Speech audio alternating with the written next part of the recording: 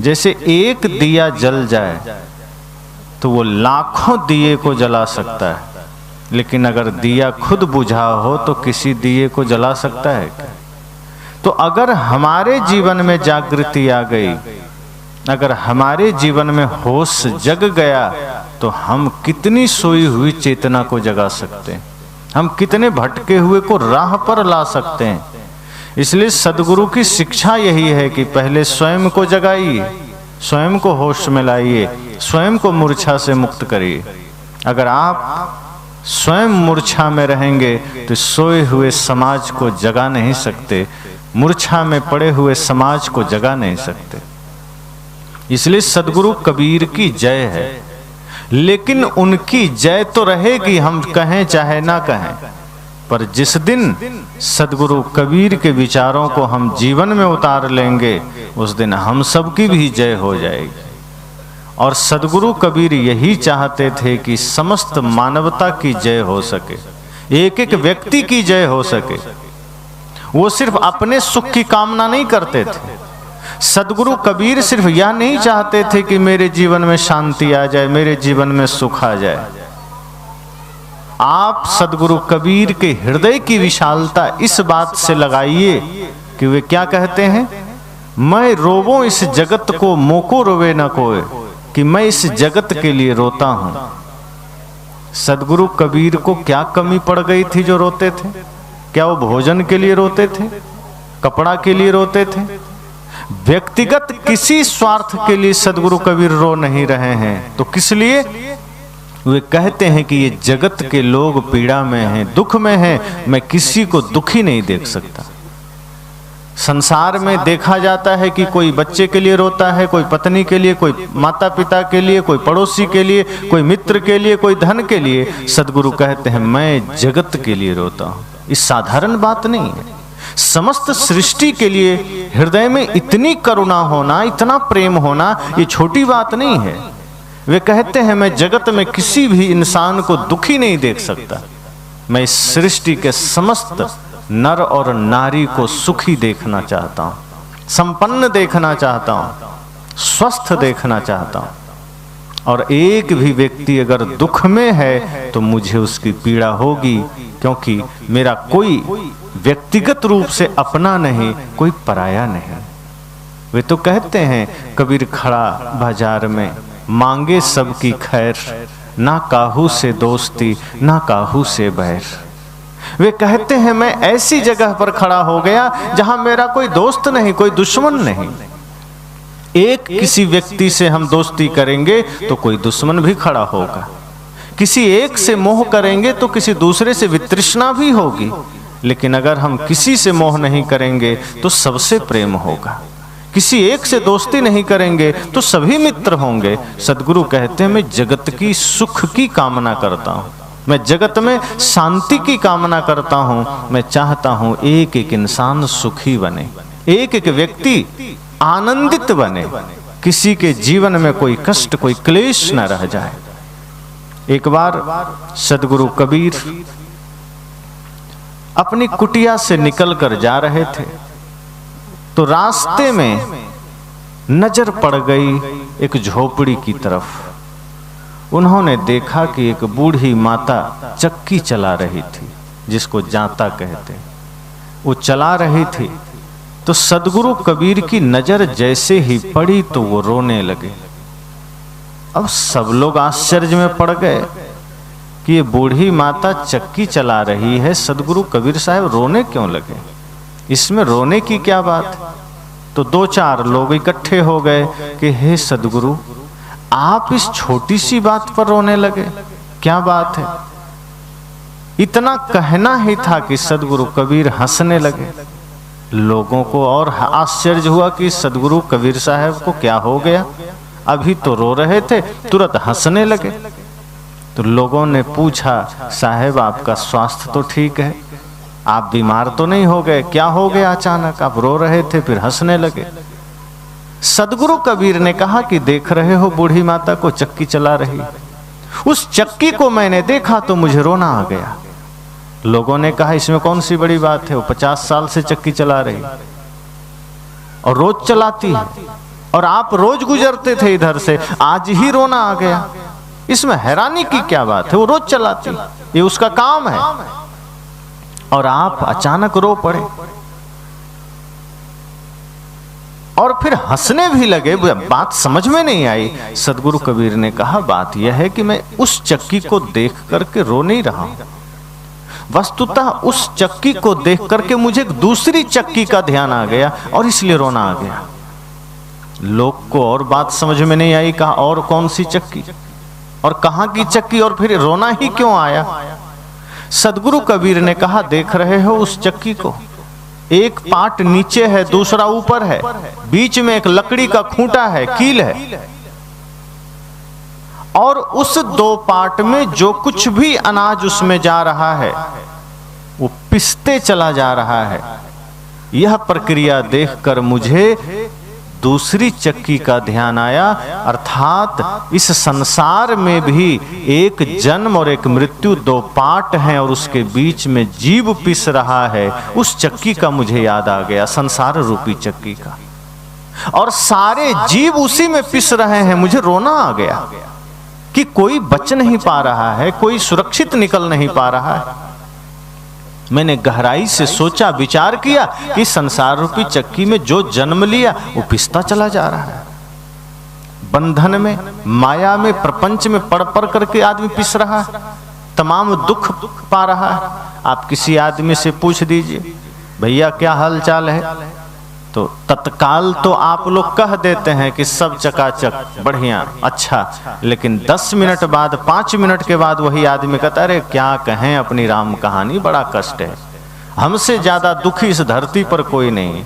ऐसा लगता है जैसे पूरी धरती का सर्वे आप कर लिए, लेकिन लगता है हमें कि हमारा दुख सबसे बड़ा। तो क्या दुख है, तो पत्नी अनुकूल नहीं है, बेटे अनुकूल नहीं है, भाई अनुकूल नहीं है, माता पिता अनुकूल नहीं, यही दुख है।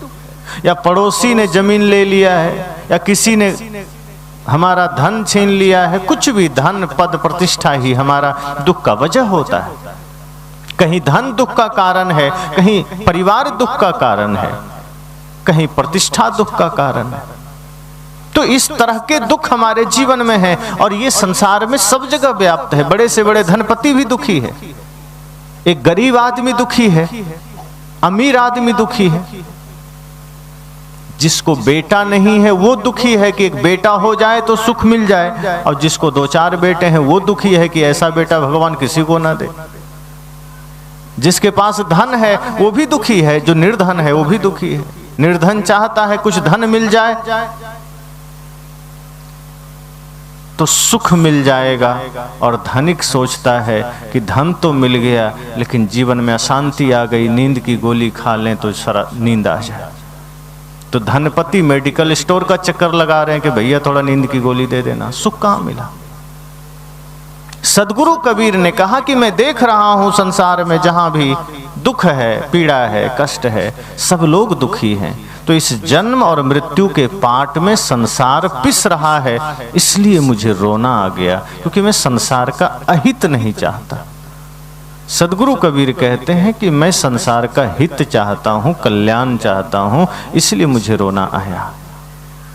तो लोगों ने कहा, ये तो फिर गड़बड़ बात है, हम सब इस चक्की में पिस रहे हैं और आप रोए। ये बात समझ में आई, उसके बाद आप हंसने लगे, ये बात समझ में नहीं आई। इस संसार का आदमी दुख में है, पीड़ा में है, कष्ट में है, चक्की में पिस रहा है और आप हंस रहे हैं। सदगुरु कबीर ने कहा, मैं पिसने वालों पर नहीं हंस रहा हूं। जो लोग पिस रहे हैं, जो दुखी हो रहे हैं, जो कष्ट में है, उनके लिए तो मैं रोया, लेकिन हंसा उनके लिए जो बच रहे हैं। कहा कैसे? कहा देख रहे हो उस चक्की को, बीच में जो खूंटी है लकड़ी की, कुछ अनाज उस खूंटी के अगल बगल रह जाते हैं, वो पिस नहीं पाते हैं, बच जाते हैं। बाकी सारे अनाज पिस जाते हैं जो खूंटी से दूर चले गए, लेकिन जो बिल्कुल आसपास सटे हुए रह गए वो बच जाते हैं। ऐसे ही संसार रूपी चक्की में जो सदगुरु रूपी कील के निकट खड़ा हो जाता है वो पिसने से बच जाता है। यही याद करके मुझे थोड़ी खुशी हुई, थोड़ी प्रसन्नता हुई कि ऑप्शन तो है, अगर आदमी सदगुरु संत के शरण में चला जाए, गुरु के पास चला जाए, तो संसार में पिसने से बच जाता है, यमराज के डंडे से बच जाता है। और मुझे प्रसन्नता इसीलिए हुई कि आज भी कुछ लोग हैं जो गुरु संत के निकट जाते हैं तो बंधन से बच जाते हैं, वो मृत्यु से बच जाते हैं। तो सदगुरु कबीर ने कहा कि गुरु के निकट जाओगे तो बच जाओगे, और जो भागेगा संसार में वो फंसता चला जाएगा। एक बात और सदगुरु कबीर ने कही कि जो गुरु के निकट आ गया वो मरता नहीं। तो लोगों ने कहा कि ये तो झूठी बात है, मरता तो सब है। सदगुरु ने कहा कि तुम जिस दृष्टि से देख रहे हो मैं उस दृष्टि से नहीं देख रहा। तुम्हारी नजर में जो शरीर से मर गया तुम उसे मृत्यु मान लेते हो, मेरी नजर में जो विचारों से मर गया उसकी मृत्यु होती है। शरीर तो परिवर्तित होता है, वो जन्मता मरता क्या है। तुम्हें नजर आता है जन्म लिया मरा, वो परिवर्तित हुआ है। जैसे कपड़े हम बदलते हैं तो कपड़े पुराने हो गए, हमने बदल दिए, बस इतना ही काम हुआ है कि जीव ने अपना शरीर बदल दिया, हम उसकी मृत्यु मान लेते हैं। पर वस्तुतः मृत्यु तब होती है जब कोई व्यक्ति वैचारिक रूप से गड़बड़ हो जाए, जब कोई व्यक्ति वैचारिक रूप से गलत मार्ग पर चला जाए, किसी की विचारों की हत्या हो जाए, समझना वो मर गया। किसी के जीवन में प्रेम खत्म हो जाए, किसी के जीवन में सत्य खत्म हो जाए, भक्ति खत्म हो जाए, सदगुरु कहते हैं तब वो मर गया। जाघर प्रेम न संचरे ताघर जान मसान। सदगुरु ने कहा जिस घर में, जिस हृदय में प्रेम नहीं है तब समझना वो मुर्दा हो गया, और जब तक प्रेम है तो वो जिंदा है।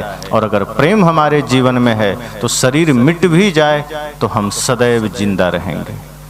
आज आप देखिए जिन जिन महापुरुषों को आप जानते हैं शरीर किसी का भी नहीं, तो क्या हम उन्हें मानने को मर गए? शरीर से कोई नहीं मरे। ऐसा मानना भी गलत है कि हाँ शरीर सबका है। कई लोग कह देते हैं कि नहीं शरीर से हमारे महापुरुष हैं, ये गलत है। शरीर तो मिटेगा, शरीर खंडित होगा, लेकिन जिनके आदर्श जिंदा हैं, जिनके कर्म जिंदा हैं, जिनके विचार जिंदा हैं, समझना वे जिंदा हैं। आज हम सदगुरु कबीर को याद करते हैं, भगवान बुद्ध को याद करते हैं, महावीर को याद करते हैं, संत रैदास को याद करते हैं, श्री राम को याद करते हैं, श्री कृष्ण को याद करते हैं, मीराबाई को याद करते हैं, गुरु नानक देव को याद करते हैं, स्वतंत्रता सेनानियों में भगत सिंह, चंद्रशेखर आजाद को याद करते हैं, नेताजी सुभाष चंद्र बोस को याद करते हैं, खुदीराम बोस को याद करते हैं, उधम सिंह को याद करते हैं, वीरांगनाओं में लक्ष्मीबाई को याद करते हैं। तो क्या ये सब मर गए?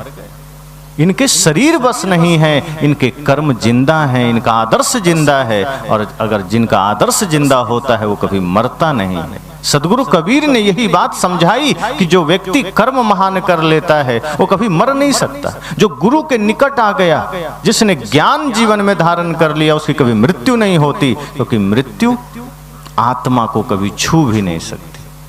आत्मा की कभी मृत्यु नहीं होती, और आप आत्मा हैं, आप शरीर नहीं हैं।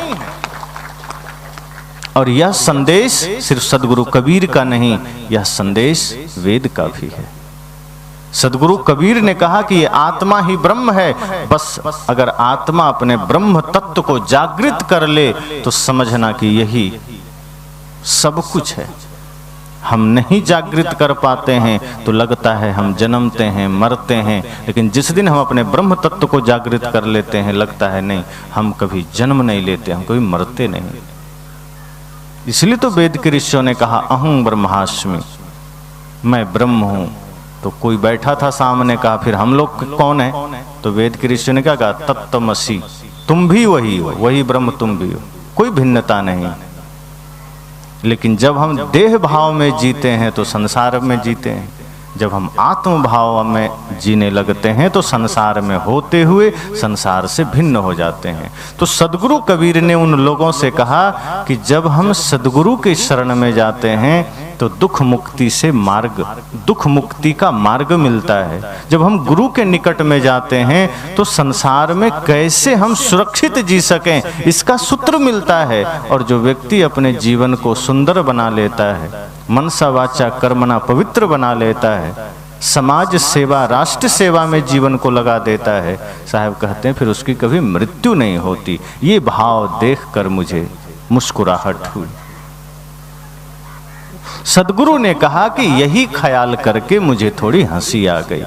और बात सच है, मैंने कहा ये जगत चक्की ही तो है, ये जगत दुख का घर ही तो है, जहां देखो दुख है, जहां देखो वहीं पीड़ा है। पर सदगुरु कबीर समस्त सृष्टि की पीड़ा को देखकर कहते हैं कि मुझे सबकी चिंता है, मैं चाहता हूं सब मेरी तरह हो जाए। वे नहीं कहते कि मैं गुरु रहूं और कोई शिष्य बन जाए। सच्चे गुरु कभी किसी को शिष्य नहीं, वो चाहते हैं कि वो भी, उसके भीतर भी गुरुत्व जागृत हो सके, उसके भीतर भी वही सत्य जागृत हो सके। सदगुरु तो कहते हैं कि जो मेरे बताए मार्ग पर चल करके अपना कल्याण कर लेगा, मैं तो उसे ही गुरु समझ लूंगा। कहीं कबीर जो अब की बूझे सोई गुरु हम चेला। सदगुरु कबीर कहते हैं कि अगर कोई इस बार इस जीवन के मर्म को समझ लेगा, मैं उसे ही गुरु समझूंगा, मैं चेला बन जाऊंगा। इतनी विनम्रता सोचो। सदगुरु कबीर ये नहीं चाहते कि बस मेरा कल्याण हो, वे चाहते हैं जगत का कल्याण हो, चाहते हैं सृष्टि का कल्याण हो। एक एक व्यक्ति सुख को प्राप्त करे, एक एक व्यक्ति परम शांति को प्राप्त करे, और उसके लिए अपने भीतर लौटना पड़ेगा। वे कभी नहीं कहते कि तुम मेरी पूजा करो, वे कभी नहीं कहते कि तुम मेरे पीछे चलो, वे कहते हैं मेरे बताए मार्ग का अनुसरण करो, और जैसे मैं निर्मोही हूं तुम भी निर्मोही बन जाओ, जैसे मैं परमानंद में हूं तुम भी परमानंद में जियो। एक घटना याद करिए, जब सदगुरु कबीर भरूच गए थे, सूरत के पास तत्वाजीवा के घर। सदगुरु कबीर के दो प्रमुख शिष्य हुए तत्वाजीवा। जब सदगुरु कबीर वहां गए, तत्वाजीवा ने बड़ी सेवा की सदगुरु कबीर की, और प्रतिदिन सत्संग सुना, सेवा किया। सदगुरु कबीर को अपने श्रद्धा अनुसार प्रतिदिन उसने काफी सेवा की। कुछ दिनों के बाद जब सदगुरु कबीर चलने लगे तो तत्वाजीवा रोने लगे कि हे सदगुरु, आप इतने दिन मेरे पास रहे, मुझे दर्शन दिए, सेवा का अवसर दिए, और आज आप जा रहे हैं, मुझे रोना आ रहा है, मैं कैसे रहूंगा? आप मत जाइए, मुझे मत छोड़िए, आपके बिना हम कैसे सुखी रहेंगे? तो सदगुरु ने कहा इसका मतलब अब तुमने मुझे मेरा ज्ञान लिया ही नहीं। अगर तुम सच में मुझे चाहते हो, यह तुम्हें तय करना है कि क्या तुम सच में मुझे चाहते हो। कहा जी, प्राणों से अधिक चाहता हूं। तो सदगुरु ने कहा तुम मुझे चाहते हो कि मेरे शरीर को चाहते हो? तत्वाजीवा थोड़ा घबरा गए कि अब क्या उत्तर दूं। उन्होंने कहा आपको चाहते हैं। तो कहा शरीर जा रहा है, मैं थोड़े जा रहा हूं। और शरीर को चाहते हो तब तुम भले दुखी होगे, और शरीर नश्वर है, मेरा हो चाहे किसी का हो, और अगर तुमने शरीर को प्रेम किया है तो शरीर तो मिटेगा, वो प्रेम स्थिर नहीं रहेगा। और यदि तुमने मेरे ज्ञान को प्रेम किया है, अगर तुमने मेरे आदर्शों को प्रेम किया है, तो वो आदर्श, वो ज्ञान कभी मरेगा नहीं, वो ज्ञान शाश्वत है, वो सदा रहेगा। तत्वाजीवा से साहब ने कहा कि अगर सच में मेरे संदेशों को, मेरे ज्ञान को तुमने जाना है, समझा है, तो उस ज्ञान की पहली शर्त यही है कि शरीर से विरक्ति हो जाए, इस शरीर में रहते हुए शरीर का त्याग हो जाए। और तुमने तो मेरे ही शरीर में मोह कर लिया है, तो सोचो कि मैं तुम्हें कैसे सही ज्ञान दे पाऊंगा। मैं इतने दिन जो शिक्षा दिया, मैं इतने दिन जो तुम्हें उपदेश दिया, सब व्यर्थ हो गया। तुम मुझसे प्रेम कर बैठे, अर्थात मेरे शरीर से प्रेम कर बैठे, मेरे विचारों से प्रेम करना था, मेरे संदेशों से प्रेम करना था। और अगर सच में तुम मुझे चाहते हो, तो साहब ने आगे क्या कहा, जो तू चाहे मुझको छाड़ सकल की आस, मुझे ही ऐसा होए रहो सब सुख तेरे पास। अगर तुम सुख चाहते हो, शांति चाहते हो, तो क्या करना, छाड़ सकल की आस, इस संसार से जो भी आशाएं हैं मन में, उसका त्याग कर देना। किसी से भी कोई आशा अगर है, अगर पिता को पुत्र से कोई उम्मीद है, और पुत्र को पिता से कोई आशा है, पति को पत्नी से, पत्नी को पति से, सास को बहू से, भाई को भाई से, सदगुरु कहते हैं वो सारी आशाओं का त्याग कर देना, वरना कोई सुखी नहीं कर सकता। क्योंकि संसार से जब भी और जितना भी आशा आप करेंगे उस आशा में आपको निराशा मिलेगी, क्योंकि संसार से कभी कोई आशाएं पूरी नहीं होती। क्योंकि आप जो चाहेंगे कोई जरूरी नहीं कि संसार से वैसी इच्छा पूरी हो जाए। सदगुरु कहते हैं जो तू चाहे मुझको छाड़ सकल की आस, अगर मुझे चाहते हो तो बाहर की आशा छोड़ देना, बाहर का भरोसा छोड़ देना, किसी और की भरोसा मत करना, और की आशा मत करना, और मुझे ही ऐसा होए रहो। साहब ने क्या कहा, मेरे जैसा बन जाना, मेरी तरह बन जाना। जैसे मैं निर्मोही हूं, जैसे मैं निष्काम हूं, जैसे मैं निर्मानी हूं, तुम भी ऐसे ही निष्काम बन जाओ। कोई कामना नहीं, कोई स्वार्थ नहीं, कोई अपेक्षा नहीं। तब क्या होगा, सब सुख तेरे पास। फिर ये जो सुख है, शांति है, वो सब तुम्हारे पास है। और अगर तुमने अपने भीतर का ज्ञान का दिया नहीं जलाया, अपने भीतर ध्यान का दिया नहीं जलाया, अपने जीवन को भक्ति में नहीं लगाया, और तुम बाहर से किसी की उम्मीद कर रहे हो कि वहां से सुख मिल जाएगा, तो सदगुरु कहते हैं ये संभव नहीं है। अगर तुम अपने जीवन में गंदगी ढो रहे हो, अपने कर्मों को ठीक नहीं कर रहे हो, और तुम भगवान से उम्मीद कर लो कि हमारे जीवन में सुख दे देना, तो कोई भगवान सुख नहीं देगा। जब तक तुम अपने जीवन में सत्य जागृत नहीं कर लेते, भक्ति का धन धारण नहीं कर लेते, तो कोई तुम्हें सुख नहीं दे सकता। और सच तो यह है कि संत गुरुजनों की कृपा भी उसे ही मिलती है जो व्यक्ति खुद तटस्थ होकर के भक्ति मार्ग में चलना चाहता है। आलसी और निकम्मों को गुरु की कृपा भी नहीं मिलती। आप देखिए कि जो आदमी आलसी पड़ा सो रहा है, उस पर कोई कृपा काम नहीं करती। जो वीरता के साथ आगे बढ़ता है, उसे ही प्रकृति की कृपा मिलती है, वैसे ही गुरु की कृपा मिलती है। वरना सबको कहाँ मिलती है। बहुत से लोग सोचते हैं नहीं मिलती है, चलते बहुत लोग हैं, पहुंचते थोड़े ही लोग हैं। जो हिम्मत करते हैं, जो अपने जीवन में खुद शक्ति जागृत कर लेते हैं, उसे ही कृपा मिलती है। और आप देखिए कि कभी कभी आप देखे होंगे, कुछ भिखारियों को आप देखे होंगे, भिक्षुक को ट्रेन आदि में या कहीं आपको मंदिरों के पास मिल जाएंगे। वो भिखारी भी जब घर से निकलता है ना, तो अपनी झोली में और कटोरे में कुछ अन्न और पैसा डाल के निकलता है। जानता है कोई देखेगा तो ही देगा, अगर एकदम खाली लेके चले गए कोई नहीं देगा। बिल्कुल, क्योंकि मानसिकता बदलती है। अगर किसी का भिक्षा पात्र खाली है तो आप देना ही नहीं चाहते, आप सोचते हैं कोई नहीं दिया तो हम क्यों दें। और अगर 2-4 रुपया पहले से है तो आपको लगता है 2-4 कोई दिया है, चलो हम भी दे देते हैं, क्या दिक्कत है।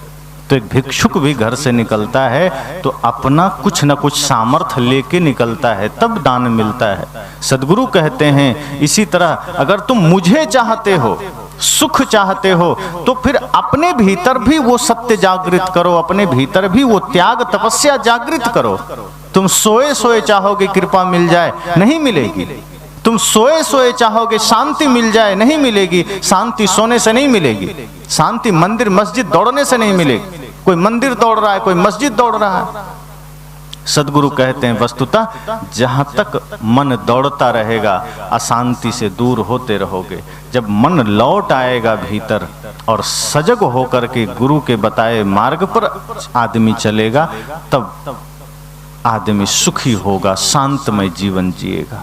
और ये गुरु की कृपा भी बरसेगी, ये संतों की कृपा बरसेगी, माता पिता की कृपा बरसेगी, महापुरुषों की कृपा बरसेगी। वरना अगर हम यह सोच लें कि नहीं गुरु जी कृपा कर देंगे, हम तो सो रहे हैं। एक पिता एक संत के पास गया, उसने कहा गुरु जी थोड़ा सा आशीर्वाद दे दीजिए, कृपा दे दीजिए कि हमारा बेटा मैट्रिक का एग्जाम पास कर जाए।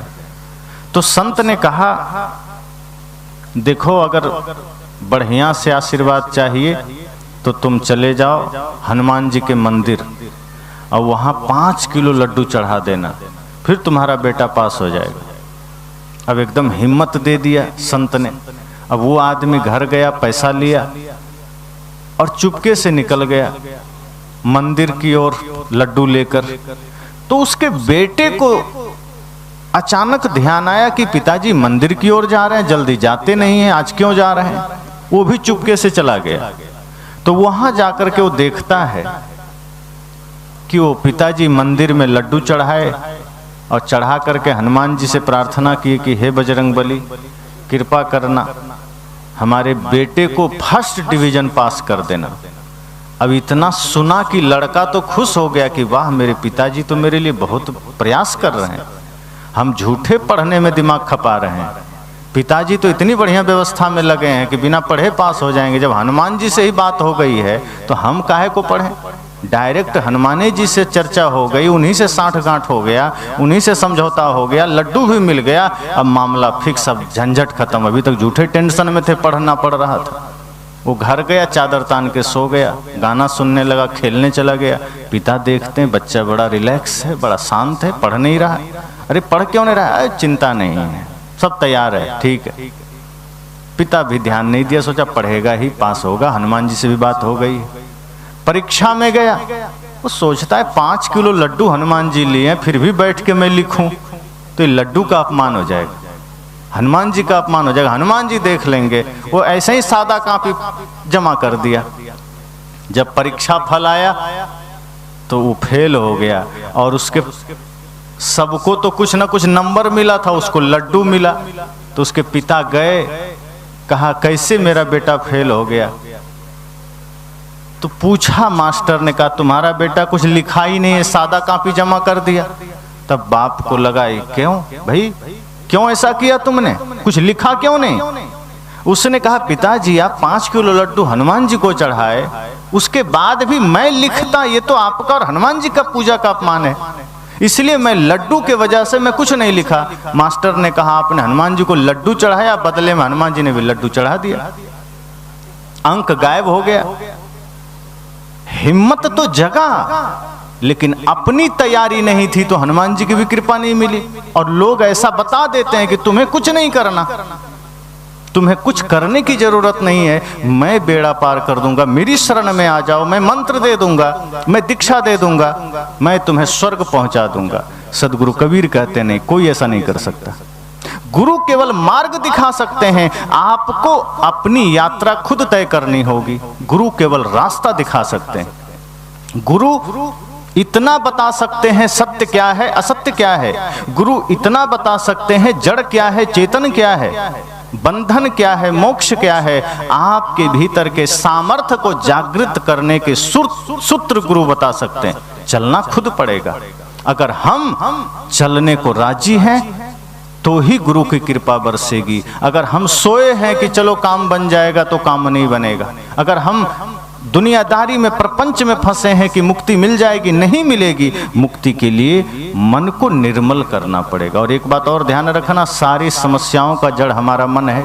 किसी से झगड़े का भी कारण मन है, आपके जीवन के दुख का कारण मन है, आपके जीवन के समस्त उपद्रवों का कारण मन है। सदगुरु कहते हैं उस मन को साधना और अपने भीतर ध्यान की शक्ति जगाना, अपने भीतर सत्य की शक्ति जगाना, भक्ति की शक्ति जगाना। जब भक्ति की शक्ति जगेगी तब आप वास्तव में धर्म के मार्ग पर चलने लगेंगे और सुख भी मिलेगा। लेकिन अगर आप इस भरोसे में रहे, साहब ने कहा ना, जो तू चाहे मुझको छाड़ सकल की आस, अगर मुझे चाहते हो दूसरे की आशा को छोड़ देना, अपने बाहुबल की भरोसा करना। सदगुरु कबीर ने एक दोहा में और कहा, करू बहिया बल अपनी छाड़ बिरानी आस, जाके आंगन नदिया बहे सोकस मरे प्यास। कहा अगर सुख चाहते हो, अगर शांति चाहते हो तो दूसरे के भरोसे मत चलना। अगर अपना सामर्थ्य है तो कदम बढ़ाना, तो शायद कोई सहयोग कर दे। भिखारी को कोई ब्याज पर पैसा देता है क्या? वो बैंक से लेने चला जाए, नहीं देगा, आप भी नहीं देंगे। जिसके पास पैसा है उसे ही पैसा मिलता है, जो धनी है उसे ही कर्ज मिलता है। एकदम गरीब आदमी को कोई कर्ज देने को भी राजी नहीं, क्योंकि जानता ये लौटा नहीं पाएगा।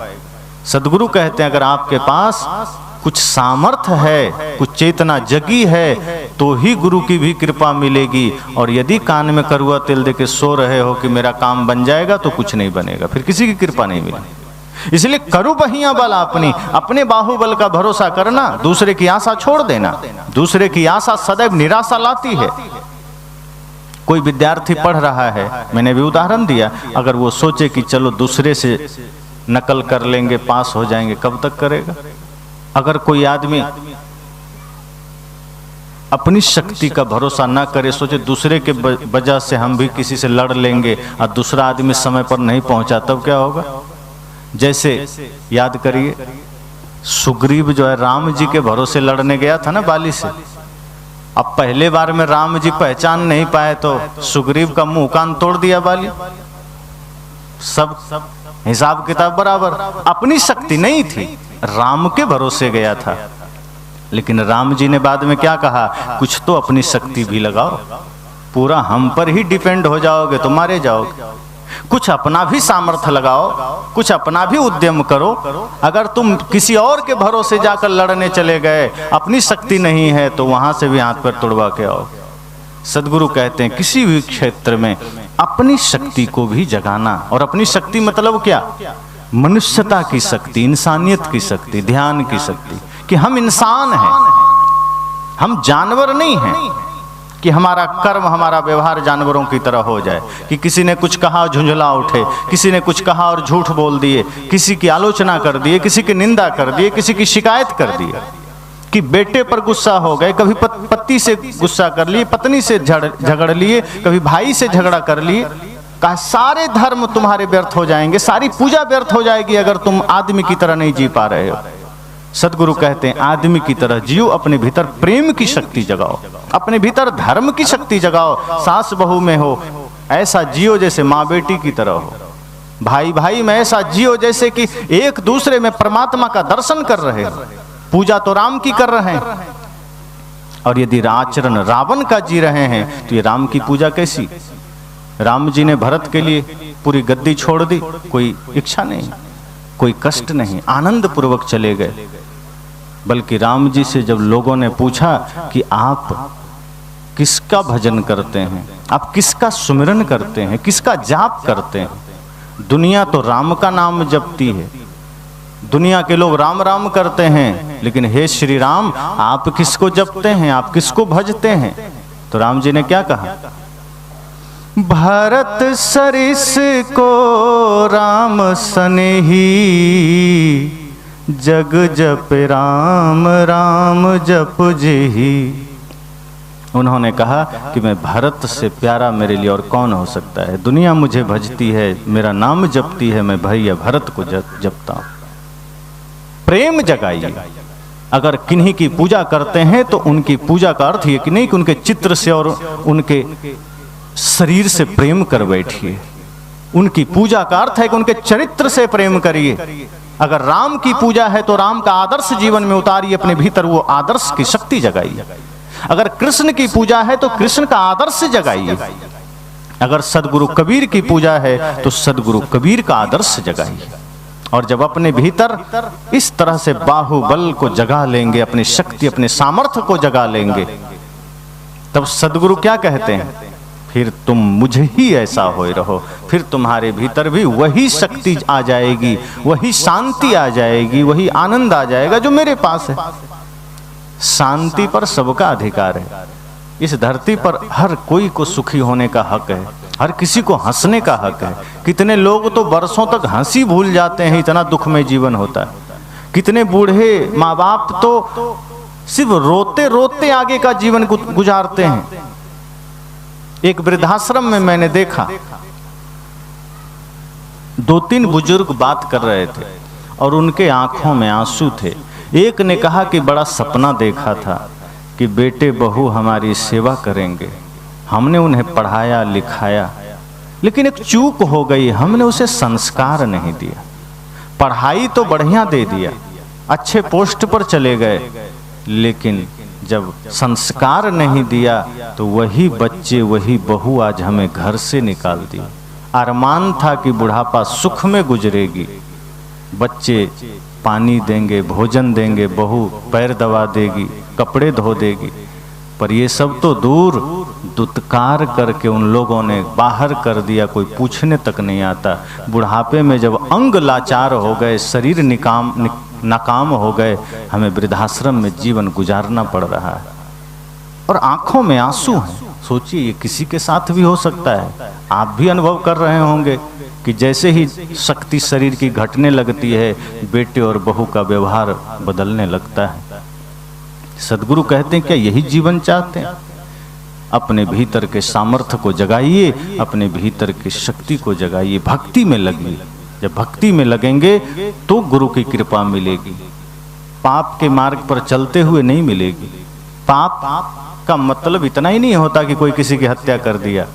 अगर हमारे मन में छल है, कपट है, झूठ है, आक्रोश है, खिन्नता है, ईर्ष्या है, द्वेष है, किसी को देखकर जलन है, सद्गुरु कहते हैं ये भी पाप ही है, ये भी अपराध है। अगर किसी के लिए हमारे मन में किसी भी प्रकार का द्वेष का भाव है, ईर्ष्या का, ये भी पाप ही है। ये भी ना हो, इतना निर्मल आपका मन हो जाए कि जब आंखें खुले जगत को देखो तो इस भाव से देखो कि पूरा जगत सुंदर है, कहीं कोई कमी नहीं, और आंखें बंद करो तो अपनी कमियों को देखो, अपने दोषों को देखो, अपनी बुराइयों को देखो। जब इस तरह से करेंगे तब साहब क्या कहते हैं, फिर छाड़ बिरानी आस, दूसरे की आशा छोड़ोगे तो इस तरह से आपके जीवन में शक्ति और शांति पैदा होगी। और यदि दूसरे के भरोसे चलते रहे, दूसरे से उम्मीद करते रहे कि हम पाप किए भगवान पाप मिटा दें, हमने पाप किया मंत्र से पाप मिट जाए, साहब कहते हैं तब नहीं होगा। अगर हम आलसी बने बैठे हैं तो गुरु की कृपा नहीं मिलेगी, तो गुरु की शक्ति नहीं मिलेगी। फिर यही घर हमारा नरक बन जाता है। फिर भाई भाई में झगड़े होंगे, पिता पुत्र में झगड़े होंगे, पड़ोसी पड़ोसी में झगड़े होंगे, और सत्संग चलता रहेगा, नाम जप चलता रहेगा, मंदिर जाते रहेंगे, पर झगड़े मिटेंगे नहीं। झगड़े कब मिटेंगे, शांति कब आएगी? जब गुरु के बताए हुए मार्ग पर चलेंगे। तो गुरु कबीर क्या कहते हैं कि जो तू चाहे मुझको तो छाड़ सकल की आस। अगर मुझे चाहते हो तो सबकी आशा छोड़ देना, किसी की आशा मत करना, किसी से अपेक्षा मत कर लेना, वरना मेरा चाहना भी व्यर्थ हो जाएगा। गुरु से माला ले लिए, दीक्षा ले ली और गुरु के बताए मार्ग पर नहीं चले तो क्या अर्थ, क्या मतलब?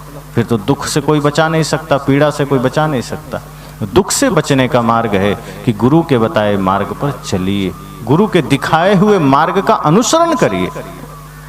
तो साहब ने दूसरे दोहे में कहा करूँ बहिया वाला अपनी, पहले में उन्होंने कहा जो तू चाहे मुझको, अगर मुझे चाहते हो तो सबकी आशा छोड़ना, और दूसरे में कहते हैं करूँ बहिया वाला अपनी, छाड़ बिरानी आस। अगर दूसरे से आशा करोगे कभी पूरा नहीं होगा, क्योंकि जाके आंगन नदियां बहे सो कस मरे प्यास। एक बात और समझ लीजिए, जीवन में जो भी दुख है, जो भी सुख है, वो आपके वजह से है, किसी दूसरे के वजह से नहीं। अगर आपको लगता है कि किसी दूसरे के वजह से हम सुखी हैं, तो दूसरा आदमी मालिक हुआ, वो जब चाहे आपको दुखी कर दे। अगर आपका सुख का आधार कोई दूसरा है तो मालिक तो वही हुआ ना, फिर तो वो जब चाहे आपको दुखी कर सकता है। जैसे टीवी का रिमोट होता है, तो जो चैनल किसी को लगाना होता है आदमी बटन दबा देता है। अब बूढ़े लोग हैं तो कभी आस्था चैनल लगा लेते हैं, संस्कार लगा लेते हैं, भक्ति चैनल लगा लेते हैं। थोड़ा सा जो जवान लोग हैं वो फिल्म लगा लिए, समाचार लगा लिए, न्यूज लगा लिए, या गाना वाना लगा लिए, क्रिकेट लगा लिए। लेकिन जो बच्चे लोग हैं वो कार्टून चैनल लगा लिए। पर टीवी वही है, रिमोट वही है, मालिक कौन है? जो रिमोट हाथ में पकड़ा है। उसका मन आया तो समाचार में चला गया, उसका मन किया तो क्रिकेट लग गया, उसका मन किया तो भजन चलने लगा। टीवी ने कहा कि नहीं हम भजन में चल रहे हैं तो समाचार में नहीं चलेंगे, क्योंकि उसको ये कहने का अधिकार ही नहीं है। आप मालिक हैं, आप चाहें तो टीवी में गाना लगा दें, आप चाहें तो उसमें भजन लगा दें, टीवी मना नहीं करेगी, क्योंकि आप मालिक हैं। इसी तरह हम सब भी दुखी कब होते हैं? जब अपने जीवन का रिमोट हम दूसरे के हाथ में दे देते हैं। अब दूसरा आदमी बटन दबा दिया, हम क्रोध में आ जाते हैं। दूसरा आदमी बटन दबाया, हम ईर्ष्या में आ जाते हैं। दूसरा आदमी जब चाहा हमसे क्रोध करवा लिया, दूसरा आदमी जब चाहा हमसे झगड़ा करवा लिया, दूसरा आदमी जब चाहा मेरे मुख से गाली निकलवा लिया। हम उसके गुलाम हो जाते हैं, वो जैसा चाहा हमें नचाने लगा। कोई चाहा तो हम सुखी हो गए, माला पहना दिया हम खुश हो गए, एकदम गुब्बारे की तरह फूल गए। और थोड़ा सा कोई सुई चुभ हो दिया, गुब्बारा फट गया, दूसरा मालिक हो गया, आप कैसे सुखी होंगे? अगर कोई दूसरा आपका मालिक है तो आप सुखी हो ही नहीं सकते, फिर आप दुखी ही रहेंगे, क्योंकि बाहर कोई भी मालिक बनेगा वो स्थिर नहीं है, वो बदलता रहेगा। मान लीजिए कोई वस्तु ही आपका सुख का कारण बन गया, कि घर बढ़िया बना, सुख का कारण है, और घर में अचानक दरार आ जाए, दीवारें गिर जाए, तो आप सुखी रहेंगे? क्योंकि घर आपके सुख का कारण था, घर टूट गया। बेटा सही मार्ग में चल रहा था, आप सुखी थे, कहीं गलत मार्ग में चल दिया, आप दुखी हो गए। पत्नी सुंदर है, आप सुखी थे, कहीं बुढ़ापा आ गई, आप दुखी हो गए। बाहर जो कुछ भी सुख का आधार बनेगा वो परिवर्तित होगा, वो बदलेगा, और आप दुखी होंगे। साहब कहते नहीं, दूसरे की आशा मत करना। जब जब दूसरे की आशा करेंगे दुख जीवन में आएगा। इसलिए करू बहिया बल आपनी, अपनी भरोसा कर, अपना भरोसा करना, अपने से उम्मीद करना, अपने भीतर की शक्ति को जगा करके चलना, कि यह मार्ग हमें ही तय करना है। अगर हम दूसरे के भरोसे चले तो हम आगे नहीं बढ़ पाएंगे। मैंने कहा ना कि अगर कोई विद्यार्थी ये सोचे कि मुझे नहीं पढ़ना है, नकल करके आगे बढ़ जाएंगे, तो कब तक बढ़ेगा? अब तो नहीं है जमाना, पहले लोग नकल कर भी लेते थे, पर नकल करने के लिए भी तो अकल चाहिए। अगर अकल नहीं है तो नकल कैसे करेगा? अब चीन देखिए, सब चीज का नकल कर लेता है, तो अकल है उसके पास, तब कर लेता है। पाकिस्तान क्यों नहीं कर पाता? पाकिस्तान सिर्फ आतंकवाद में नकल कर पाता है, बल्कि ओरिजिनल है उसका आतंकवाद, अच्छी चीजों में नकल नहीं करता। लेकिन चीन एक से एक इलेक्ट्रॉनिक चीजें लाकर खड़ा कर देता है, उसके लिए अकल चाहिए। अच्छा लोगों का अगर हम कुछ अनुसरण करना चाहें, महान लोगों का अनुसरण करना चाहें, तो उसके लिए भी तो ज्ञान चाहिए। पर समस्या ये भी है कि अच्छे लोगों का अनुसरण हम करते नहीं। संत मीराबाई या माता शबरी का या माता सीता का हम अनुसरण नहीं करते हैं। मंथरा वाला जीवन जरूर माताओं में कभी कभी आ जाती है। विदुर जी का अनुसरण आप नहीं करते हैं, लेकिन शकुनी का कर लेते हैं। शकुनी कपट चाल चलता था, लोग घर में कपट करने लग जाते हैं। राम का अनुसरण नहीं करते हैं, लेकिन रावण का कर लेते हैं भाई को लात मारने के लिए।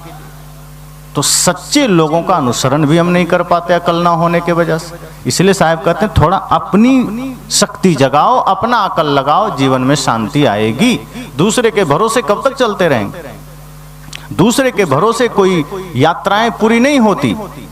आप सोए रहें और सोचे गुरुजी काम कर देंगे। आजकल बहुत से लोग हैं जो कहते हैं अरे मंदिर बना लिया है, पुजारी रख दिया है, गुरुजी को बोल देंगे पूजा मेरे लिए कर देंगे, मेरा पाप कट जाए। समझना वो आदमी भयंकर नरक में जाने वाला है, कोई पाप नहीं कटेगा। पाप तब कटता है जब व्यक्ति खुद धर्म में लगता है, खुद ध्यान में लगता है, खुद सत्संग में लगता है। हम दूसरे के भरोसे कब तक आगे बढ़ेंगे? इन बातों को स्पष्ट करने के लिए एक कहानी कहूं। ऐसे ही दो मित्र थे, दोनों में बड़ा प्रेम था, बड़ी मित्रता थी, गाढ़ी दोस्ती थी। एक था बुद्धू और एक था बुद्धिमान। एक पढ़ने में बड़ा तेज था और एक पढ़ने में उतना ही बैल, पढ़ता नहीं था, दिमाग से जिसको कहते हैं ना पैदल। लेकिन उसकी रुचि क्रिकेट में थी, फिल्मी गाने सुनना, क्रिकेट देखना और इधर उधर नशा आदि कर लेना छोटा मोटा। पढ़ता नहीं था, लेकिन जो बुद्धिमान था बेचारा वो सुशील था, तेज तो था ही, पढ़ता था और सोचता था मित्र है कोई बात नहीं, चलो हेल्प कर देंगे। तो जब परीक्षा का समय आता तो वो जो बुद्धू था वो देख करके लिख देता, पास हो जाता। पहले सीसीटीवी नहीं होते थे, आजकल परीक्षा हॉल में सीसीटीवी लग गए। अब कड़ाई नहीं हो, कड़ाई इतनी हो गई कि कोई चोरी नहीं कर सकता। पहले ऐसा नहीं था, अगल बगल बैठता था, दोनों लिख करके पास हो जाता। इस तरह करते करते पहला दूसरा तीसरा ऐसे ही क्लास पास करते चला गया। अब उसका हौसला और बढ़ गया कि मुझे पढ़ने की जरूरत नहीं, मित्र तो पढ़ ही रहा है, अच्छा है मैं क्रिकेट खेलता हूँ। उसको तो ये लग गया कि जब मैं पढ़ूंगा ही तो क्रिकेट कौन खेलेगा, अब बिना पढ़े पास हो जा रहा हूँ। मित्र मेरा बड़ा अच्छा मिल गया, जो पढ़ता है मेहनत करता है, उसकी वजह से हम भी पास हो जाते हैं। तो पहले का समय था परीक्षा देख करके पास हो जाता था। धीरे धीरे 12वीं पास कर गया, पहले कम पढ़े लिखे लोग भी नौकरी पा जाते थे। तो 12वीं में ही उसने भर दिया फॉर्म, नौकरी का वैकेंसी निकला, फॉर्म भर दिया, पास हो गया दोनों। इंटरव्यू के लिए बुलाया गया तो जो बुद्धिमान था उसका रोल नंबर पहले था, वो पहले गया। ये बुद्धू भी साथ में गया। कहा मित्र लाज रख लेना, अब तक तुमने मेरा साथ दिया है। कहा जहाँ तक बन पड़ेगा साथ देंगे ही। तो बुद्धू तैयारी नहीं किया था, वो क्रिकेट खेलता था, गाना सुनता था, मौज मस्ती करता था। और जो बुद्धिमान था बेचारा दिन रात पढ़ कर गया था, सब जानता था, वो जानता था जो भी पूछेगा उत्तर दे दूंगा। और ये सोच कर गया था बुद्धू कि जो भी पूछा जाएगा मेरा मित्र तो है ही, वो बता देगा, वैसा ही लिख दूंगा। उसको पता ही नहीं था कि यहाँ लिखित वाला नहीं है, मौखिक है, पूछने वाला है, उसको ये पता ही नहीं था। वो इसी भूल में पहुंच गया, तैयारी थी नहीं। तो पहले जो बुद्धिमान था वो अंदर गया। तो शिक्षक ने, जो इंटरव्यू के शिक्षक थे, उन्होंने कहा बेटा 5 सवाल करूंगा, अगर तुमने 5 के उत्तर सही सही दे दिए तो तुम्हारी नौकरी पक्की। कहा ठीक है सर। तो पहला प्रश्न पूछा, बताओ भारत के प्रधानमंत्री का क्या नाम है? उसने कहा सर उस समय अटल बिहारी वाजपेयी प्रधानमंत्री थे। कहा सर ये अटल बिहारी वाजपेयी। कहा बहुत बढ़िया, सही जवाब दिया तुमने। दूसरा प्रश्न, बताओ वे अभी कहाँ से आए हैं? तो उस समय श्री अटल बिहारी वाजपेयी अमेरिका से लौटे थे। तो बुद्धिमान विद्यार्थी ने कहा सर वे अभी अमेरिका से आए हैं। कहा बहुत बढ़िया, इसका भी जवाब तुमने ठीक दिया, बहुत बहुत शुभकामनाएं। तीसरा प्रश्न, ये बताओ पृथ्वी कैसी है? तुरंत बुद्धिमान ने कहा सर कुछ लोग कहते हैं गोल है, कुछ लोग कहते हैं चपटी है, वैज्ञानिक अभी खोज कर रहे हैं। चौथा प्रश्न, भारत को स्वतंत्रता कब मिली? बुद्धिमान ने कहा सर प्रक्रिया तो 1857 में ही शुरू हो गई, पर सफलता 1947 को मिली। कहा ये भी बहुत बढ़िया जवाब दिया तुमने, अब बस अंतिम प्रश्न का उत्तर दे दो, तुम्हारी नौकरी पक्की। का ये बताओ भारत की लड़ाई में, आज़ादी की लड़ाई में कौन कौन से लोग शामिल थे?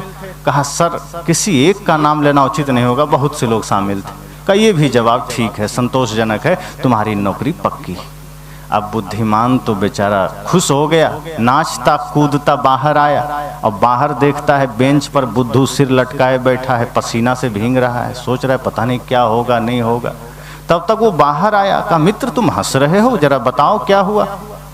कहा आज लिखने उखने वाला झंझट नहीं है, आज ऐसे ही मौखिक है। तब इसका दिमाग ठनका। कहा आज हम क्या करेंगे, लिखने का नहीं तो कैसे होगा?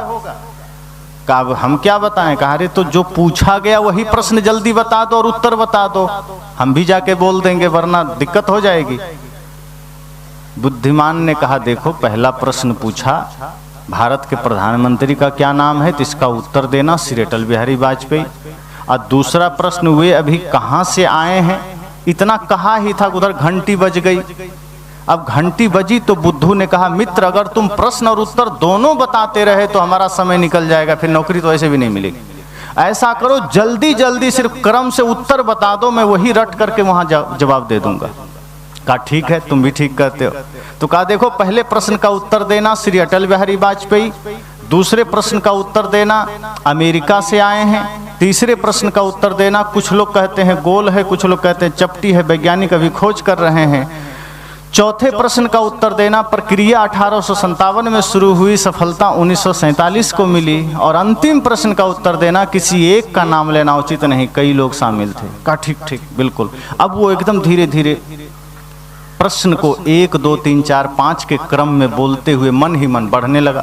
वो सोचा कहीं पहला दूसरा तीसरा में इधर उधर ना हो जाए, क्रम से रहना चाहिए, कहीं चौथे के जगह तीसरा बोल दिया, दूसरा के जगह पांचवा बोल दिया तो गड़बड़ हो जाएगी।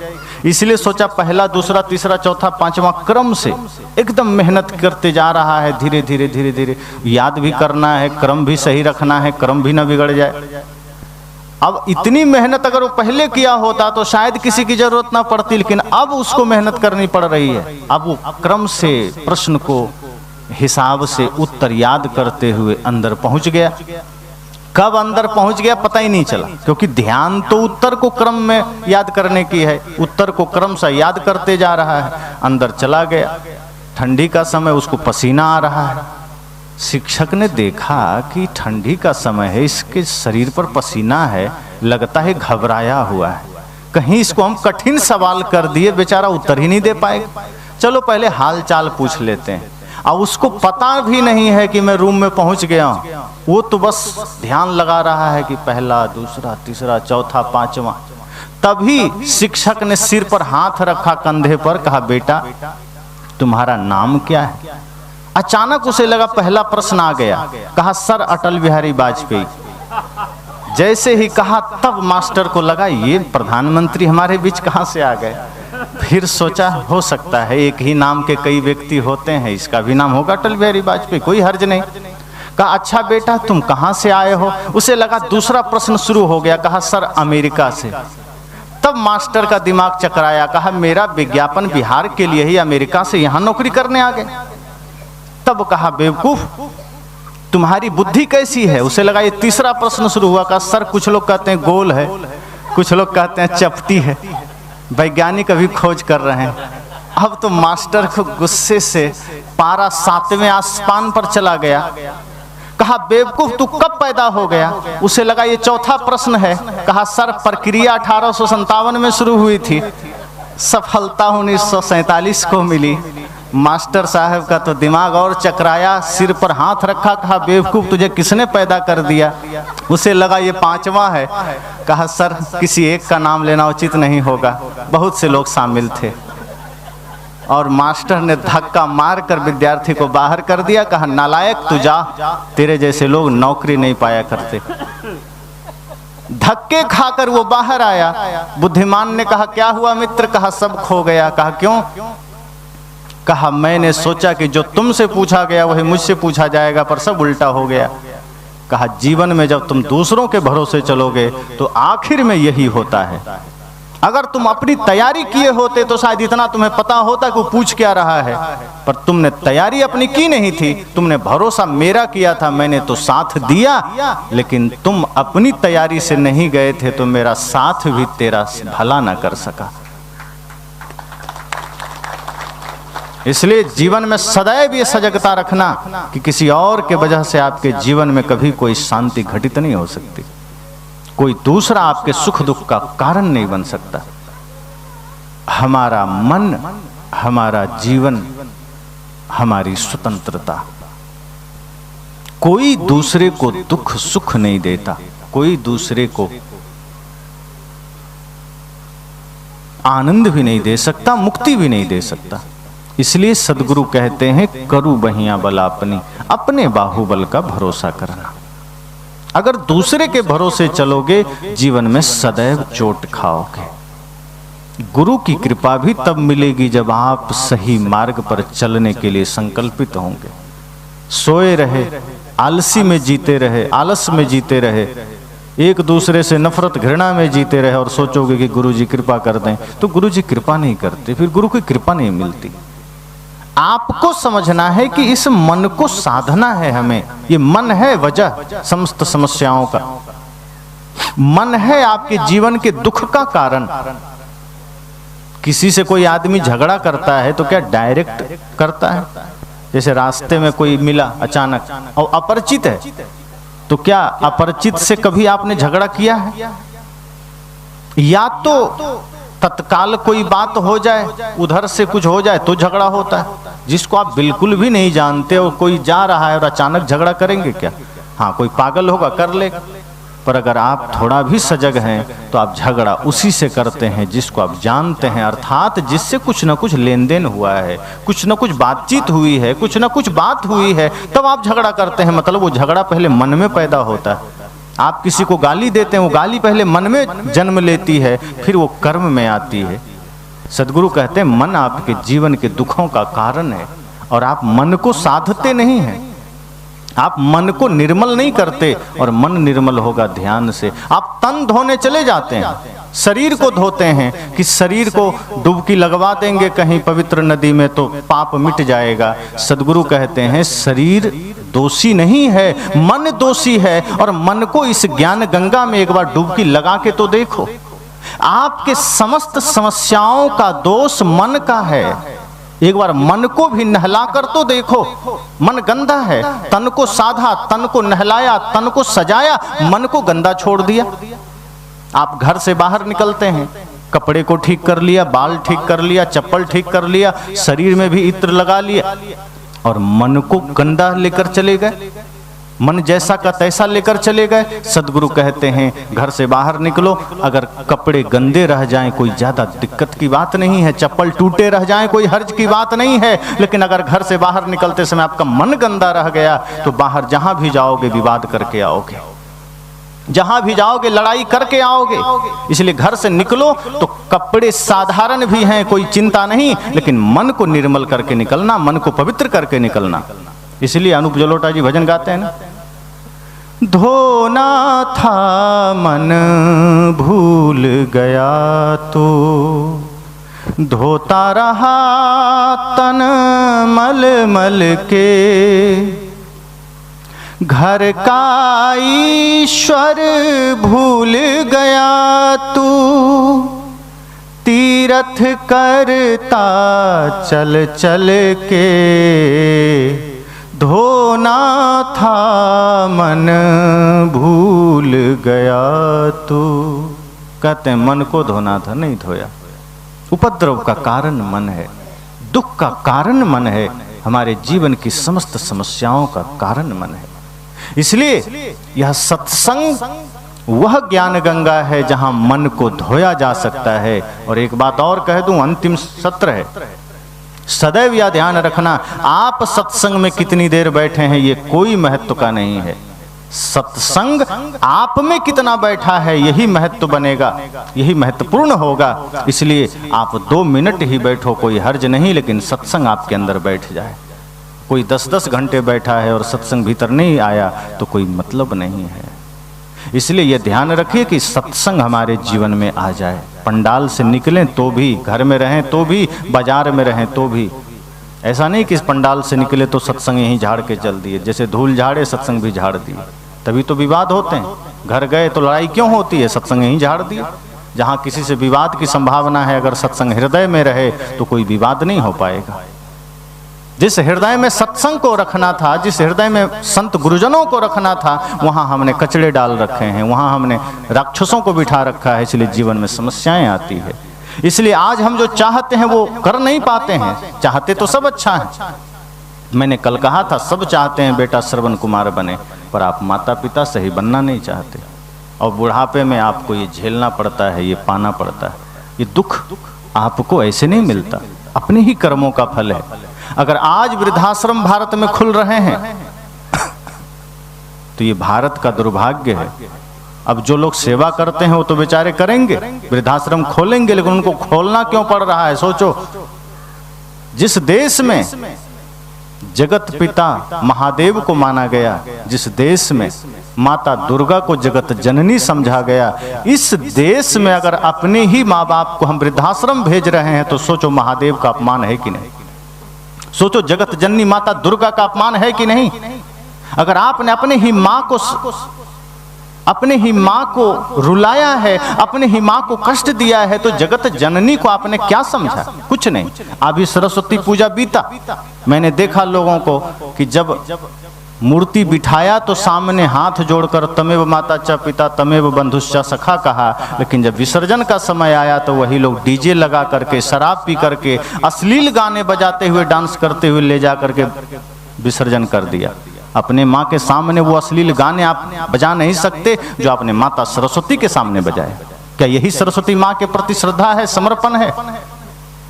तो जिस देश में हमने माँ के नाम पर पूजाएं की है, माँ के नाम पर हमने मंदिर बनाए हैं, उसी देश में आज माताएं छली जा रही हैं, आज नारियों के साथ गलत हो रहा है। आज इसी समाज में हम एक तरफ राम की पूजा कर रहे हैं, जो राम दूसरे स्त्री की छाया से भी दूर रहते थे, आज इसी देश में नारियां निकलती है तो असुरक्षित महसूस करती है। किससे? कोई पाकिस्तानी से नहीं, कोई चाइनीज लोग नहीं आते, इसी समाज के, इसी गांव घर के लोगों से माताएं डरती है, बहनें डरती है। और ये दुर्भाग्य हमारे देश का है कि पूजा राम की हो रही है, चरित्र रावण का जिया जा रहा है। ये दुर्भाग्य हमारे देश का है। कि पूजा बजरंगबली का चल रहा है, जीवन कुंभकर्ण का जी रहे हैं। सदगुरु कबीर इसी पाखंड का विरोध किए कि अपनी शक्ति को जगाओ, देखो, आंखें खोलो, अपने भीतर अगर सार्थक और सकारात्मक शक्ति को जगाओगे तो समाज में चल पाओगे, तब तुम कुछ कर पाओगे, वरना नकारात्मकता और बुराई की शक्ति से तुम खुद राक्षस बन गए, समाज को तुम डरा रहे हो। संत तो यहां तक कहते हैं कि अपने को इतना सामर्थ्यशाली बना लो, इतना धार्मिक बना लो, इतना पवित्र बना लो कि अगर आप कहीं खड़े हैं और कोई माँ बहन बेटी बगल से गुजर जाए तो उसको लगे कि नहीं, मेरा कोई भाई, मेरा कोई पुत्र, मेरा कोई पिता खड़ा है मेरी रक्षा के लिए, मुझे घबराने की जरूरत नहीं है। लेकिन अगर आपसे ही किसी माँ बहन बेटी को आंखें चुरा के जाना पड़े तो धिक्कार है ऐसे जीवन को। और इंतजार कर रहे हो कि कोई राम आएंगे दुनिया बदल देंगे, कि कोई कृष्ण आएंगे दुनिया बदल देंगे, कोई हनुमान आएंगे दुनिया बदल देंगे, वे नहीं आएंगे। आपको अपने भीतर के राम, अपने भीतर के कृष्ण को जगाना होगा, अपने भीतर के रावण को मारना होगा, आपको अपने भीतर के आसुरी प्रवृत्ति को मारना होगा। और जिस दिन आपने अपने भीतर के रावण का वध किया, हर व्यक्ति के भीतर एक राम का जन्म होगा। फिर ये समाज पूरा अयोध्या धाम बन सकता है, ये देश अयोध्या धाम बन सकता है। लेकिन हमने ही अपने नीच कर्मों से इस देश का कबाड़ा किया है। आपने वो गीत सुना है, कर चले हम फिदा जाने तन साथियों, उसमें एक पंक्ति आती है, तोड़ दो हाथ अगर हाथ उठने लगे, छूने पाए न सीता का दामन कोई, राम भी तुम ही लक्ष्मण साथियों, अब तुम्हारे हवाले वतन साथियों, कर चले हम फिदा जाने तन साथियों, अब तुम्हारे हवाले वतन साथियों। भगत सिंह मानो फांसी के फंदे को चूमने जा रहे हों और वो देशवासियों से कह रहे हैं कि कर चले हम फिदा, अब हम जा रहे हैं लेकिन अब तुम्हारे हवाले वतन साथियों। एक बात गौर करना, हमारे वो वीर पुत्र ने, हमारे उस महान सपूत ने हंसते हुए फांसी के फंदे को स्वीकार किया। एक बात और याद दिला दूं कि हमारे भारत की माताएं वीर पुत्रों को जन्म देती रही हैं, महान पुत्रों को जन्म देती रही हैं, वीर वीरांगनाओं की जन्मदात्री रही हैं हमारी भारत की माताएं, सती साध्वियों की जन्मदात्री रही हैं, ऋषि मुनियों की जन्मदात्री रही हैं। लेकिन आज थोड़ा सा कुसंग और थोड़ा सा नैतिक पतन ऐसा आया कि आज हमारे समाज में विघटन का जो भयंकर दृश्य नजर आता है, ये दुर्भाग्य का संकेत है, विनाश का संकेत। वो उस माता को याद करो, भगत सिंह की मां को। कहा जाता है कि भगत सिंह जब जेल में थे और उनकी मां से कहा गया कि मिल लो, अंतिम इच्छा क्या है, मिल लो। वो मिलने गई तो थोड़े से आंखों में आंसू आए तो भगत सिंह ने कहा, मां तुम्हारे आंखों में आंसू? का आंसू इसलिए नहीं है कि तुम जा रहे हो, आंसू इसलिए है कि तुम्हारे जैसे और 100 पुत्र मेरे होते तो मैं सबको देश के लिए कुर्बान कर देती। अगर ऐसी माताएं हो तो क्या देश में कोई समस्या रह सकती है क्या? तो भगत सिंह ने क्या कहा, अब तुम्हारे हवाले वतन साथियों। वहां उन्होंने ये नहीं कहा कि अब राम जी के हवाले वतन साथियों, कि अब कृष्ण जी के हवाले, हनुमान जी के हवाले, नहीं, अब तुम्हारे हवाले। क्यों? अब राम हमें बनना है, चलो राम के पद चिन्हों पर अब इतिहास बदलना है। और उस गीत में आपने एक पंक्ति सुनी कि राम भी तुम ही लक्ष्मण साथियों। भगत सिंह कहते हैं कि चिंता मत करो, अब अपने भीतर के राम को जगाओ, अपने भीतर के कृष्ण को जगाओ। राक्षसों को तो जगा लिया तुमने, अपने भीतर के आसुरी प्रवृत्ति को तुमने बहुत जगा लिया, अब उसे मिटाने का समय आ गया, अब उसे नष्ट करने का समय आ गया। अपने भीतर के देवत्व को जगाओ, अपने भीतर के सकारात्मक शक्ति को जगाओ, राम की शक्ति को जगाओ। और जब ये जगेगा तब देखना ये जीवन की सार्थकता होगी, ये जीवन का असली उद्देश्य की पूर्ति होगी। तब आप इस समाज के लिए वरदान बनेंगे, वरना हम तो अभिशाप बनते जा रहे हैं। हम राष्ट्र निर्माण के सहायक नहीं बन रहे हैं, हम राष्ट्र के विनाश में सहायक बन रहे हैं। अगर हम एक भी गलत कदम उठाते हैं तो ये राष्ट्र निर्माण के लिए नहीं है, ये राष्ट्र के विनाश के लिए है। ये सदगुरु कबीर का मंच आपको जागृत करता है। ये मंच किसी को बांटने के लिए नहीं है, ये मंच मत पंथ संप्रदायों में समाज को बांटने के लिए नहीं है। सदगुरु कबीर का ज्ञान संपूर्ण मानवता को एक सूत्र में बांधने के लिए है, एक राष्ट्रीयता के सूत्र में बांधने के लिए है कि हम सब पहले भारतीय हैं, और अगर हम भारतीयता के सूत्र में बंध गए तो समझना वही सबसे बड़ा धर्म है, वही सबसे बड़ा जीवन है। सारे जात पात के बाधाओं को मिटाना ये सदगुरु कबीर का लक्ष्य था। और उनका लक्ष्य था कि हर व्यक्ति के भीतर के राम को मैं जगा सकूं, हर व्यक्ति के भीतर के कृष्ण को मैं जगा सकूं, हर व्यक्ति के भीतर के सकारात्मक शक्ति को मैं जगा सकूं, ताकि वो इस समाज का कर्णधार बन सके। आज हम ही समाज के लिए बंटाढार का कारण बन रहे हैं, आज हम ही अपने माता पिता को दुख दे रहे हैं, आज हम ही अपने धर्म का अपमान कर रहे हैं। आज के बच्चे तिलक लगाने से घबराते हैं। एक व्यक्ति ने मेरे से कहा कि आप मुझे माला दे देंगे तो माला कैसे पहनेंगे, लोग क्या कहेंगे, तिलक कैसे लगाएंगे। मैंने कहा तुम्हें डूब मरना चाहिए। अरे जहां लोग नशा करते नहीं घबराते, जहां लोग गलत मार्ग पर जाने से थोड़ा सा भी नहीं घबराते, वहां तुम तिलक लगाने से लज्जा और शर्म महसूस कर रहे हो। जो आदमी पाप करने में शर्मिंदगी महसूस नहीं करता, जो आदमी नशा करने में शर्मिंदगी महसूस नहीं करता, जो आदमी गाली देने में शर्मिंदगी महसूस नहीं करता, अगर माथे पर तिलक लग जाए तो कैसी शर्मिंदगी। ये तो गौरव की बात है कि हमने धर्म का चिन्ह लगाया है, इसमें शर्मिंदगी की क्या बात है। अगर गले में माला आ जाए तो शर्मिंदगी की क्या बात है, ये तो गर्व की बात है। और आज हमारे भारत के युवाओं को ये सोचना चाहिए। आज बच्चों को आप माता पिता समझाइए, अपने बच्चों को भगत सिंह की कहानियां सुनाइए, अपने बच्चों को रामकृष्ण की कहानियां सुनाइए, उन्हें लक्ष्मीबाई की कहानियां सुनाइए, ताकि उसके भीतर का वीर भाव जागृत हो सके। और मैं तो कहता हूं, अगर आज आपने अपने बच्चों में से 4 भक्ति के भाव जागृत कर दिए तो समझना आपका दायित्व पूरा हो गया। 4 भक्ति क्या?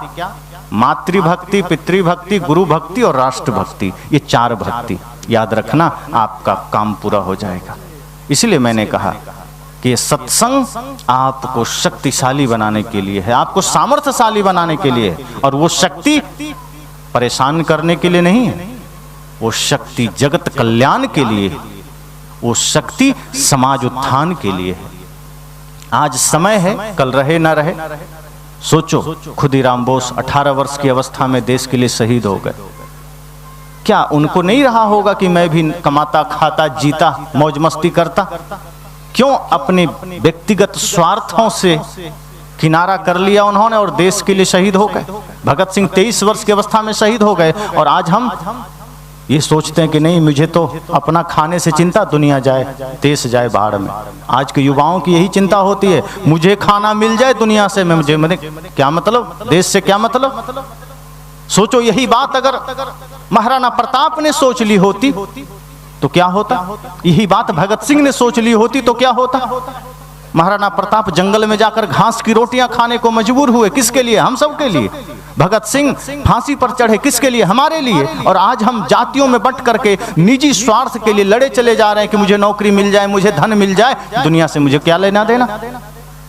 सदगुरु कहते नहीं, सजग होइए, श्रम करिए, लेकिन यह भाव रखिए कि देश मेरा है, देश के लिए जीना है, समाज के लिए जीना है, समाज उत्थान के लिए जीना है। पाप के मार्ग पर नहीं जाना, स्वार्थ के मार्ग पर नहीं जाना। ये भारत की संस्कृति आपको स्वार्थी नहीं बनाता, आपको परमार्थी बनाता है। और आज हम परमार्थी नहीं हैं, हम स्वार्थी हुए हैं। अपने निज हित के लिए हम अपने भाई का गला भी काटने को राजी हो जाते हैं, अपने स्वार्थ के लिए हम किसी के भी खून बहाने को राजी हो जाते हैं।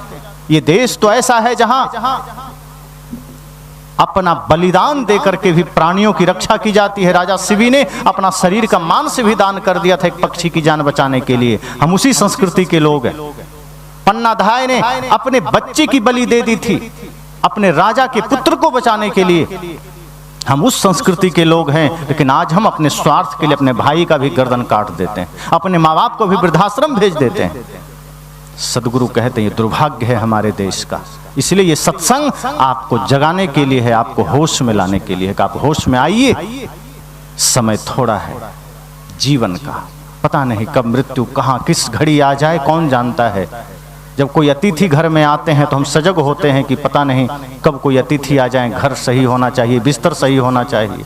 और मृत्यु रूपी अतिथि कब जीवन में आ जाए, हमने कुछ सही नहीं किया, मन गंदा है, हमारा हृदय गंदा है, हमारा विचार गंदा है। सदगुरु कहते हैं मन सही कर लेना, हृदय रूपी आंगन सही कर लेना, पता नहीं कब मृत्यु आ जाए। कुछ नेक काम कर लेना, माता पिता गुरु की सेवा कर जाना, राष्ट्र के लिए कुछ काम कर जाना। निजी स्वार्थों में जीते हुए आप बहुत आगे बढ़ जाएंगे, लेकिन अंततः मृत्यु की गोद में समा जाना है और सारा अस्तित्व खत्म हो जाएगा। बड़े बड़े धनपति हैं, मर जाएंगे, कोई नाम लेने वाला नहीं। सहारा के मालिक जब मरे तो अपने बेटे ही अग्नि संस्कार के लिए नहीं आए। धन में आप शिखर पर जा सकते हैं पर आपको कोई सुख नहीं मिलेगा, लेकिन अगर धर्म के शिखर पर आप चले गए तो अपने दुनिया भी आपको नमन करेगी, आपकी पूजा करेगी, आपको श्रद्धा से सम्मान देगी। इसलिए धन भी कमाइए, धर्म भी कमाइए। धन के पीछे इतना मत भाग जाइए कि धर्म छूट जाए। सदगुरु ये नहीं कहते कि भिखमंगा बन जाइए। धन कमाइए, सामर्थ्य जगाइए, रखिए अर्थ की शक्ति, क्योंकि आप उससे खाएंगे खिलाएंगे, लेकिन धर्म खोकर नहीं, इंसानियत खोकर नहीं, प्रेम खोकर नहीं। तो मैंने कहा ये सत्संग हम सबको जगाने के लिए, ये सत्संग हम सबको होश में लाने के लिए। और जब हम इस सत्संग में अपने मन को धोएंगे, अपने विचारों को धोएंगे, तो एक एक घर स्वर्ग बनेगा, एक एक व्यक्ति का जीवन स्वर्ग बनेगा। यही संकल्प हमारे संतों का रहा है, महापुरुषों का रहा है। यही सदगुरु कबीर का चिंतन रहा कि हर आदमी सुखी हो जाए। जब इस तरह से हम अपने जीवन में आगे बढ़ेंगे तो निश्चय ही सभी का जीवन सार्थक बनेगा, सभी का जीवन प्रेरणा स्रोत बनेगा एक दूसरे के लिए। जैसे आज हम अपने महापुरुषों को याद करके हम उनके मार्ग पर चलने की चेष्टा करते हैं। अगर हम अच्छा कर जाएंगे तो हम भी किसी को रास्ता दिखा सकेंगे, हम भी किसी का मार्गदर्शक बन सकेंगे। इस धरती पर हम सब मुसाफिर हैं, हम आए हैं, चले जाएंगे। जैसे कोई बाजार जाता है तो कोई अच्छा चीज खरीद के लाता है, कोई बुरा खरीद लाता है, कोई सब्जी खरीदता है, कोई मछली खरीद लेता है। अब उसके विवेक पर है वो क्या खरीदता है। कोई दूध खरीद कर लाता है, कोई शराब खरीद कर ले आता है। तो आपके विवेक पर है। हम सब भी इस धरती पर मुसाफिर की तरह आए हैं। सदगुरु कबीर ने कहा है अरे दिल गाफिल गफलत मत कर, एक दिन जम तेरे आवेगा रे। अरे दिल गाफिल गफलत मत कर, एक दिन जम तेरे आवेगा रे। सौदा करन को या जग आया, पूंजी लाया मूल गंवाया। सौदा करन को या जग आया, पूंजी लाया मूल गंवाया। प्रेम नगर का अंत न पाया, ज्यों आया त्यों जावेगा, ज्यों आया त्यों जावेगा रे। अरे दिल गाफिल गफलत मत कर, एक दिन जम तेरे आवेगा रे। सुन मेरे साजन सुन मेरे मीता, या जीवन में क्या क्या कीता। सुन मेरे साजन सुन मेरे मीता, या जीवन में क्या क्या कीता। सिर पाहन का बोझा लीता, आगे कौन छुड़ावेगा, आगे कौन छुड़ावेगा रे। अरे दिल गाफिल गफलत मत कर, एक दिन जम तेरे आवेगा रे।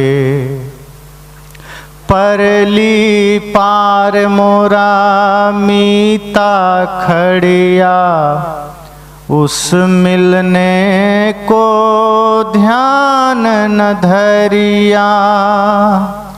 परली पार मोरा मीता खड़िया, उस मिलने को ध्यान न धरिया।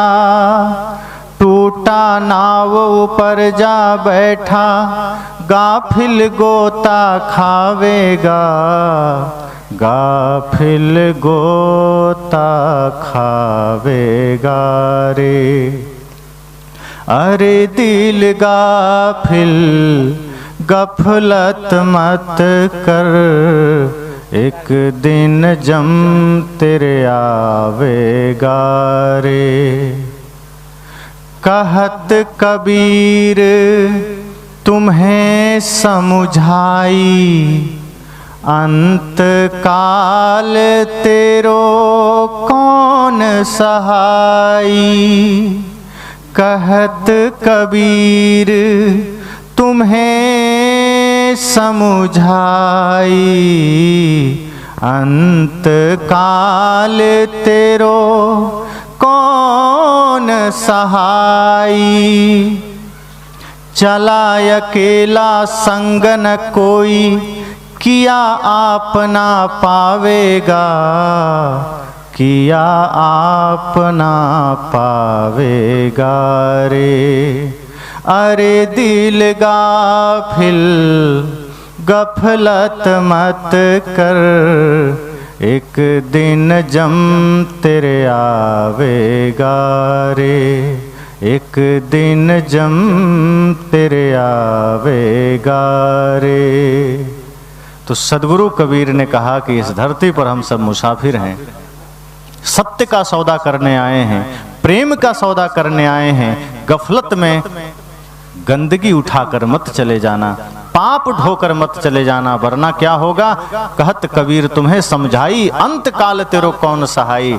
अंत में कोई सहायक ना होगा और जम का मुगदर सिर पर पड़ेगा, जम का चोट सिर पर पड़ेगा और ना जाने कितने जन्मों तक फिर हमें अन्यत्र भटकना पड़ेगा। फिर पता नहीं मनुष्य शरीर कब मिले ना मिले। बड़े भाग्य मानुष तन पावा, तुलसीदास जी ने कहा भी, सुर दुर्लभ सदग्रंथ है गावा। लेकिन ध्यान रखना, ये मनुष्य जन्म सौभाग्य से मिला है, लेकिन चोरी करने के लिए नहीं मिला, छल करने के लिए नहीं मिला, कपट करने के लिए नहीं मिला। अगर कोई चोरी कर रहा है तो हम नहीं कह सकते कि सौभाग्य से मनुष्य जीवन पाया है, फिर वो दुर्भाग्य से पाया है। सौभाग्य तो तब होगा जब यह जीवन आपका प्रेम के मार्ग पर होगा, जब यह जीवन आपका सत्य के मार्ग पर होगा, भक्ति के मार्ग पर होगा। तो बहुत बहुत शुभकामनाएं। बड़ी ध्यान से आपने मेरी बातों को सुना। सुनना महत्वपूर्ण नहीं है, उसको जीवन में चुनना महत्वपूर्ण है, उस पर चलना महत्वपूर्ण है। आप कितना खाते हैं इससे ज्यादा महत्वपूर्ण है आप कितना पचाते हैं। आप कितना सुनते हैं उससे ज्यादा महत्वपूर्ण है आप उस पर कितना चलते हैं। एक घड़ी का भी सत्संग हो, अगर उससे हमारा जीवन बदल सके तो समझना वो सत्संग आपके लिए सार्थक हुआ।